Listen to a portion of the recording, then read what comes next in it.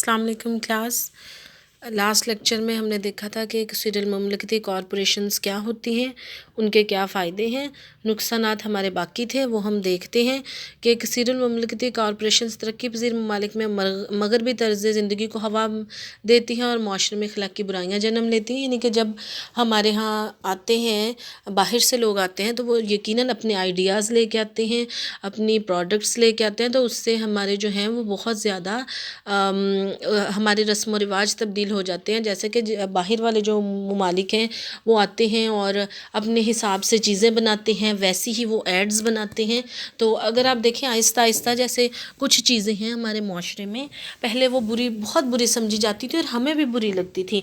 इसकी एक छोटी सी मिसाल है कि अगर हम देखें, जैसे कि हम पहले टीवी वगैरह देखते थे तो किसी ड्रेसिंग ऐसी होती थी, स्लीवलेस हो गया, हाफ ब्लाउज़ हो गए, इस तरह की चीज़ें कोई 8-10 साल पीछे जाएं तो वो चीज़ें हमें बहुत एम्बेरस कर देती थी फैमिली में बैठे हुए। लेकिन अब वो चूँकि ट्रेंड सेट कर दिया गया है, वहाँ से ये कॉन्सेप्ट आया है कि ऐसी ही इस्तेमाल करनी है, ऐसी ही बनानी है, ऐसी ही दिखानी है। तो आहिस्ता आहिस्ता हमारे जो जहन है वो भी इस बात को कबूल करते जा रहे हैं और अब वो चीज़ें हमें उतनी ज़्यादा बुरी नहीं लगती जितनी हमें स्टार्ट में ये बुरी लगती थी। और सेकेंडली ये है कि वो कोशिश करते हैं कि हमारे जो प्रोडक्ट्स हैं वो बहुत पुरकशिश और इस तरह से, और लोगों के जहन में ये इंडल्ज हो जाए चीज़ें। तो इसके लिए बहुत सारी एग्जांपल्स हैं पाकिस्तान में भी, किस तरह से वो लोगों को, हमारे जो वज़रा हैं, हमारी जो गवर्नमेंट है, उनको फोर्स करते हैं कि आप इस तरह से ये काम करें और हमारी जो चीज़ें हैं वो उनको आप प्रमोट करें। फिर ये कॉरपोरेशन असर रसूख की वजह से मुल्की टैक्स और दीगर सरचार्जेस अदा नहीं करती हैं। अगर वो हमारे मुल्क में रहती हैं तो उन्हें टैक्स वगैरह देने चाहिए, लेकिन चूँकि वो फ़ॉरेन कंट्रीज़ की से बिलोंग करती हैं तो लिहाजा वो असर रसूख की वजह से टैक्स अदा नहीं करती। फिर मुल्की वसाइल का बेजा इस्तेमाल मुस्तकबिल में मुश्किलात पैदा कर देते हैं, चूँकि उनका अपना मुल्क नहीं होता, चूँकि वो कॉन्ट्रैक्ट सम टाइम होते हैं, 10 साल, 15 साल, 20 साल वो काम करेंगे, उसके बाद वो चली जाएंगी, तो लिहाजा उन्हें कोई कदर नहीं होती, वो बेजा इस्तेमाल करती हैं। जितना भी वो कर सकते हैं वो उसका इस्तेमाल करती हैं वसाइल का। वो ये नहीं देखती कसीरुल ममलकती कॉरपोरेशंस के हम जो है वो इसका जो वसाइल हैं उनका हम मुस्तैद इस्तेमाल करें। उसके बाद है अशिया की कीमतें ज़्यादा वसूल करती हैं जिससे सार्फिन को नुकसान होता है। फिर मुल्क में नई सनतों के क़याम को जमूद लग जाता है और नई सनतें कायम होना बंद हो जाती हैं। एक तो ये कि वो बहुत बड़े सरमायादार होते हैं जो दूसरे ममालिक में आकर सरमायाकारी करते हैं, तो बड़ी बड़ी उनकी सरमायाकारी होती है, बड़ी बड़ी मिल्स होती हैं, सनतें होती हैं। और दूसरा ये है कि चूँकि वो अपनी मशीनरी टेक्नोलॉजी वगैरह लेके आती हैं, और अगर जो मेज़बान मुल्क है जैसे कि पाकिस्तान में अगर कोई उस तमाम सेटअप को कंटिन्यू करना चाहे, बिल्कुल वैसा ही सेटअप बनाना चाहे, तो उसके लिए बहुत मुश्किल है। तो लिहाजा नई सनतें जो हैं वो जमूद का शिकार हो जाती हैं। मुल्की वसाइल को गैर ममालिक मुंतकिल कर दिया जाता है और मेज़बान मुल्क को खाम माल की मंडी समझा जाता है। समटाइम ऐसा भी होता है कि जो प्रोडक्ट्स होती हैं वो ज़्यादातर बाहर ही एक्सपोर्ट कर दी जाती हैं और जो मेज़बान मुल्क है उसकी तरफ खाम माल की मंडी समझा जाता है कि वहाँ से इनपुट ली, रॉ मटेरियल लिया, उसको प्रोसेस किया और फिर फाइनल प्रोडक्ट अपने मुल्क में भेज दी। फिर हुकूमत को टैक्स या रॉयल्टी वगैरह नहीं अदा की जाती। फिर है कारोबार में जारादारी कायम करके मुल्क की मईशत को नुकसान पहुँचाया जाता है। वही जो सनतों को जमूद लग जाता है, यानी कि नई सनतों को या तो इतने बड़े पैमाने पर होती है कि सनतें खुद ही एंटर नहीं होती, या फिर जानबूझ के एंटर नहीं होने दिया जाता, उसके लिए बड़े हथकंडे अपनाए जाते हैं, धमकियाँ और ये वो सारी चीज़ें इसके लिए होती हैं। तो फिर है मुनाफे का बेशतर हिस्सा बैरून मुल्क मुंतकिल कर दिया जाता है और गैर मुल्की सरमायाकारों की मौजूदगी मेज़बान मुल्कों के सरमायाकारों के लिए ख़तरा साबित होती है और वो कारोबारी मैदान में उतरने से घबराते हैं। अब नेक्स्ट हमारे पास है ट्रांसनेशनल कॉरपोरेशन। ये कॉरपोरेशन कसीरुल ममलकती कॉरपोरेशन के बारे में मालूमात इकट्ठी करती है। इनकी हैसियत हुकूमत के नुमाइंदा अदारे की मानद होती है और इन कॉरपोरेशन के हम फ़राइज़ ये होते हैं, यानी कि जो मल्टी नेशनल कंपनीज़ होती हैं जो मेज़बान मुल्कों में आके अपनी जो काम है वो शुरू करती हैं, तो उन पर नज़र रखने के लिए, उनकी इन्फॉर्मेशन लेने के लिए मेज़बान मुल्कों में कुछ कॉरपोरेशन बनाए जाते हैं जिन्हें हम ट्रांसनेशनल कॉरपोरेशन कहते हैं। और उनके फ़राइज़ ये होते हैं کہ یہ کارپوریشنز حکومت کو مجبور کرتی ہیں کہ وہ مقامی طور پر پیدا ہونے والے خام مال کو استعمال کریں. اس طرح ملکی سطح پر ٹرانسفر پرائسنگ اور بیرونی زر مبادلہ میں کفایت ہوتی ہے.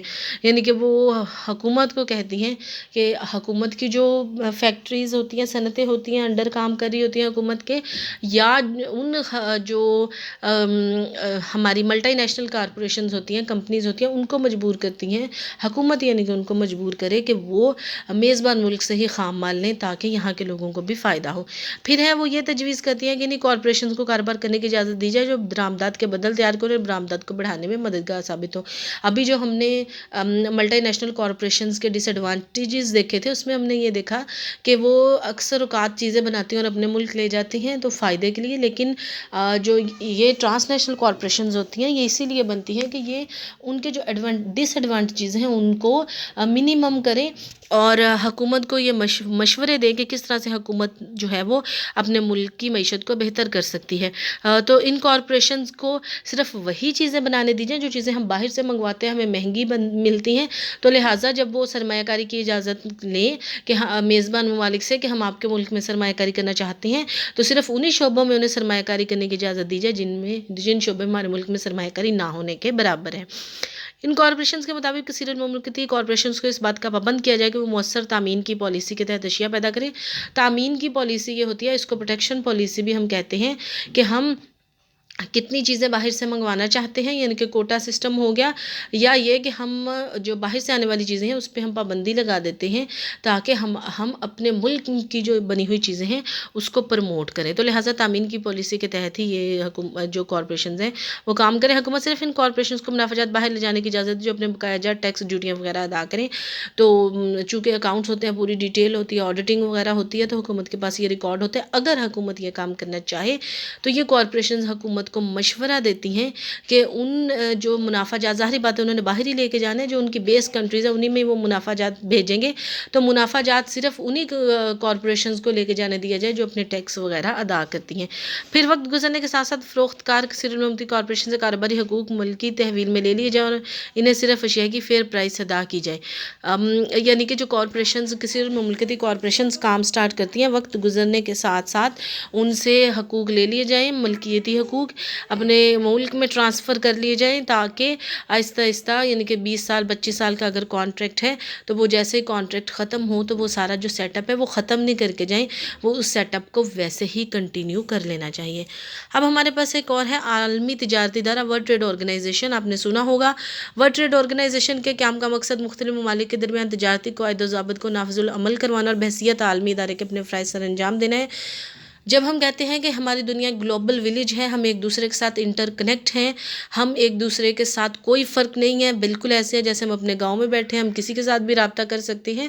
تو یا گاؤں میں جیسے ہم بیٹھے ہیں تو بہت سارے ہمارے نظم و ضبط کے حوالے سے یا بہت سارے ایشوز جو ہیں وہ کریٹ ہو جاتے ہیں. تو اس کے لیے ایک ایسا جیسے گاؤں میں چوہدری سرپنچ وغیرہ کا کانسیپٹ ہوتا ہے کہ ایک ایسا ہونا چاہیے ادارہ یا لوگ ہونے چاہیے جو کہ ان تمام معاملات کو سلجھائیں. تو ایسے ہی جب لوگ تجارت کے لیے ایک دوسرے سے مربوط ہوتے ہیں، ممالک مربوط ہوتے ہیں، تو اس میں بہت سارے ایشوز کریٹ ہوتے ہیں، اور جو کہ ان ایشوز کو ریزولو کرنے کے لیے ورلڈ ٹریڈ آرگنائزیشن کا قیام 1 جنوری 1995 کو عمل میں لایا گیا. اور اس آرگنائزیشن میں دنیا کے تقریباً 148 ممالک شامل ہیں، اور اس کا مقصد جو تھا وہ یہی تھا کہ بین الاقوامی کارپوریشنز کے بے لگام ادارے کو کنٹرول کرنے کے لیے عمل میں لایا گیا. اجارہ داریاں ختم کی جائیں، جو قیمت ہے وہ صحیح سیٹ کی جائے، جو غریب ممالک ہیں ان کا استحصال نہ کیا جائے. اب ہم دیکھتے ہیں کہ اس جو ادارہ ہے، اب اس میں ہے کہ تجارتی معاملہ جس میں ہم کہتے ہیں گیٹ، اس کو کہتے ہیں GATT، یعنی کہ general agreement on tariff and trade طرز کا ایک عالمی ادارہ قائم کیا جائے. یعنی کہ ٹیرف اور ٹریڈ تجارت کو کہتے ہیں، ٹیرف وہ ٹیکس لگتا ہے، اس کو ٹیکس کو ٹائپ آف ٹیکس ہوتا ہے جو کہ ہم انٹرنیشنل ٹریڈ کرتے وقت اشیاء پر لگاتے ہیں، جو کہ اشیاء درآمد ہوتی ہیں یا برآمد ہوتی ہیں. تو وہ جو اس قسم کا ایک ادارہ قائم کیا گیا ہے، اور اس کی جو فرائض ہیں وہ درج ذیل ہیں کہ مختلف ممالک کے مابین تجارتی معاہدوں اور نسبت درآمد برآمد کو مؤثر بنایا جائے. اور اس کے بعد ہے تمام جو شریک ممالک کو بحث کے لیے مواقع فراہم کیے جائیں، ان کے جو تحفظات ہیں جو ان کے پوائنٹ آف ویو ہے ان کا سنا جائے. پھر تجارت میں شریک ممالک کے باہمی اختلافات کو دور کیا جائے. بین الاقوامی تجارتی پالیسیوں کی پاسداری کی جائے، یعنی کہ اس پہ عمل کیا جائے اور اس کو نگلیکٹ نہ کیا جائے.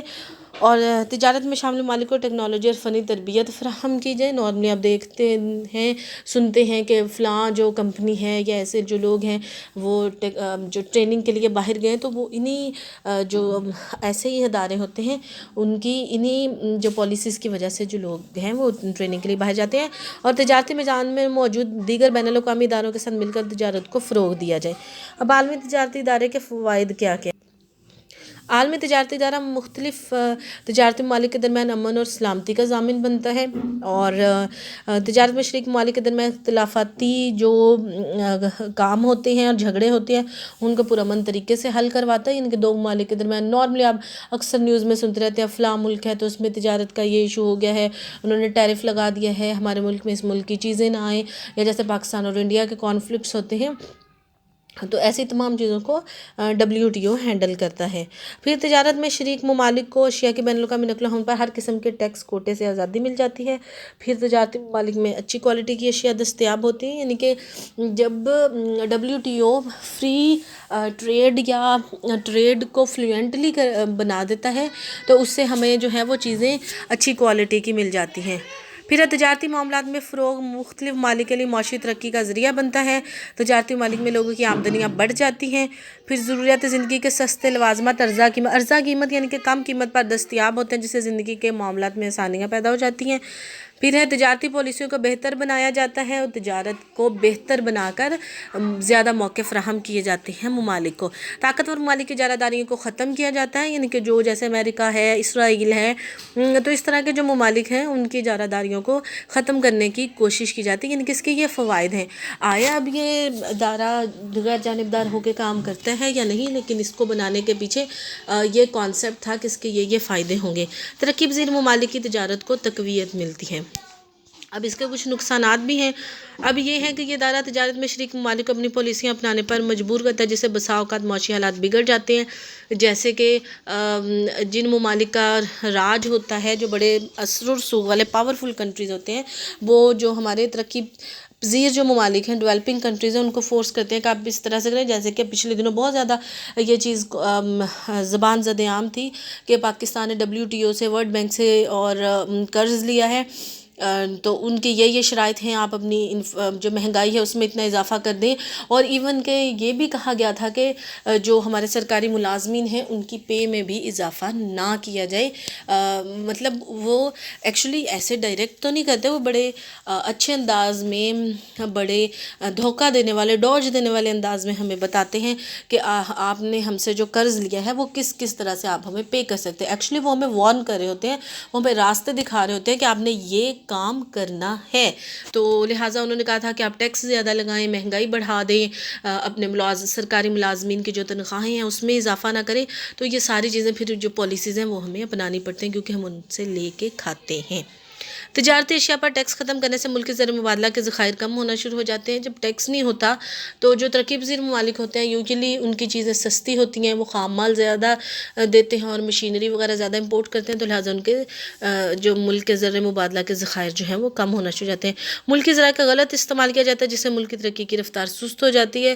جب ہمیں یہی نہیں پتہ چلتا، جب ہمیں ڈیڈ لائن دے دی جاتی ہے، جب ہمیں راستے دکھا دیے جاتے ہیں کہ آپ نے یہ کام کرنا ہے، تو جب ہم اس طرح سے اپنے ذرائع کا غیر ضروری استعمال کرتے ہیں، بہتر استعمال نہیں کرتے، غلط استعمال کرتے ہیں، تو پھر ہمارا ملک جو ہے وہ معاشی حالات سے بہت ابتر ہو جاتا ہے.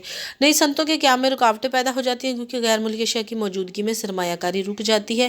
جب غیر ملکی اشیاء بغیر کسی کوٹے، ٹیرف، ٹیکس کے ہمیں ملتی ہیں تو جو ملک ہے وہ ظاہری بات ہے اپنے ملک میں ایک پوری انڈسٹری کو سٹارٹ کرنا، سیٹ اپ اس کا، تو وہ جب سٹارٹ ہم کوئی بھی چیز کرتے ہیں تو وہ چیز مہنگی ملتی ہے. لیکن جب آہستہ آہستہ بہت سارے لوگ، بہت ساری صنعتیں، بہت ساری فرم میں اس چیز میں، اس کاروبار میں آنا شروع ہو جاتی ہیں، پھر مقابلہ شروع ہو جاتا ہے، بڑے پیمانے پر کام شروع ہو جاتا ہے. آپ نے فرسٹ ایئر میں دیکھا کہ پیمانہ کبیر اور پیمانہ صغیر والا، تو وہ پھر بہت زیادہ ہمیں کفایتیں ملنا شروع ہو جاتی ہیں. جب ہمیں بہت زیادہ ایکسٹرنیلٹیز ملتی ہیں تو اس سے چیزیں نارملی سستی بنتی ہیں. تو چونکہ انٹرنیشنل انٹرنیشنل ٹریڈ میں بڑے بڑے ملکوں میں تو یہ ایکسٹرنلٹیز وغیرہ چل رہی ہوتی ہیں، تو وہاں یہ چیزیں سستے داموں ملتی ہیں، تو لہٰذا جب یہ چیزیں آپ کو ملک میں سستے داموں مل رہی ہوتی ہیں تو ہمارے ملک میں یعنی کہ میزبان ملک میں یا ترقی پذیر ملک اسپیشلی جو ہیں ان میں وہ چیزیں نہیں بنتی، وہ صنعتیں جو ہے وہ کامیاب نہیں ہوتی، تو لہٰذا جب وہ چاہتے ہیں وہ تنابیں کھینچ لیتے ہیں اور ہم جو ترقی پذیر ملک ہیں وہ مزید معاشی تنزلی کا شکار ہو جاتے ہیں۔ یہ آج آپ کا 5th چیپٹر انٹرنیشنل ٹریڈ والا ختم ہو گیا ہے، اس کی آپ نے ایکسرسائز کرنی ہے، اور انشاءاللہ نیکسٹ چیپٹر میں ہم پاکستان کی معیشت کا جو تعارف ہے وہ کریں گے۔ اور یہ جو ہے ہمارے پاس اس کو ہم بہت زیادہ، ایک تو یہ بہت چھوٹا ہے اور اس میں اس کو اتنا ڈیپلی نہیں پڑھیں گے جس طرح سے ہم نے دوسرے چیپٹرز کو پڑھا ہے، تو اب انشاءاللہ ہم جو ہے وہ کوشش کریں گے کہ بھاگ بھاگ کے اپنا جو ہے وہ سلیبس کور کر لیں تاکہ آپ کے جو ٹیسٹس ہیں وہ ہو سکیں، اور آگے ہم نارملی ایسے ہوگا کہ ہر چیپٹر میں سے تقریباً کوئی نہ کوئی ٹاپک یا ٹاپکس ہوں گے جو ہم سکپ کریں گے تاکہ ہم سلیکٹیولی تیاری کر سکیں، اتنے کم ٹائم میں ہم جو ہے وہ بہتر تیاری کر سکیں۔ تو یہ اس کی آپ نے ایکسرسائز بہت اچھے طریقے سے کرنی ہے، اور آپ کی اب کل سنڈے ہے تو ویسے ہی آپ کی آف ہوگا، تو آپ کی یہ اسائنمنٹ ہے کہ آپ نے مجھے اس پورے چیپٹر کے نوٹس بنا کے سینڈ کرنے ہیں۔ ایسے نہیں کہ آپ ان ڈیٹیل وہ دیکھ کے بتائیں، نہیں، آپ اس چیپٹر کو پڑھیں اور آپ مجھے ٹاپک وائز بتاتے جائیں کہ ہم نے پڑھا سب سے پہلے ہے کہ انٹرنیشنل ٹریڈ کیا ہوتی ہے، بین الاقوامی تجارت کیا ہوتی ہے، وہ آپ نے بتانا ہے۔ پھر ڈفرینس کیا ہوتا ہے ملکی تجارت اور بین الاقوامی تجارت میں، کیا ڈفرینس ہوتا ہے، پھر اس کے کچھ چند ایک اس کو سم اپ کر کے آپ اگر بک سے دیکھ کے لکھیں گے وہ ایک ڈیفرنٹ چیز ہے، وہ پتہ چل جائے گی۔ آپ نے اپنے الفاظ میں لکھنا ہے کہ اس کے فائدے کیا ہوتے ہیں، اس کے نقصانات کیا ہوتے ہیں، پھر توازن تجارت کیا ہوتا ہے، توازن ادائیگی کیا ہوتی ہے، اور پھر یہ جو 2-4 چیزیں ہیں، کثیر المملکتی کارپوریشنز ہیں، ٹرانس نیشنل کارپوریشنز ہیں اور ورلڈ ٹریڈ آرگنائزیشن ہے، تو اس کے بارے میں آپ نے مجھے جو ہے وہ اپنے نوٹس سینڈ کرنے ہیں۔ تو میرے خیال یہ میکسیمم 2 to 3 پیجز کے آپ کے نوٹس بن جائیں گے، تو یہ آپ نے مجھے پکس سینڈ کرنی ہے، اور میں ٹیلی کروں گی آپ کی اٹینڈنس کے ساتھ کہ کون سے بچے جو ہیں وہ پچھلے پورے ہفتے میں آن دا ایوریج پریزنٹ رہے ہیں، اور اب ان کی یہ جو اسائنمنٹ ہے یا ٹیسٹ ہے، اس کو جو بھی آپ کہہ لیں، تو وہ انہوں نے کس طرح سے اس کو اب جو ہے وہ ٹیکل کیا ہے۔ آج کے لیے کافی ہے، باقی ہم انشاءاللہ نیکسٹ لیکچر میں کریں گے۔ اللہ حافظ۔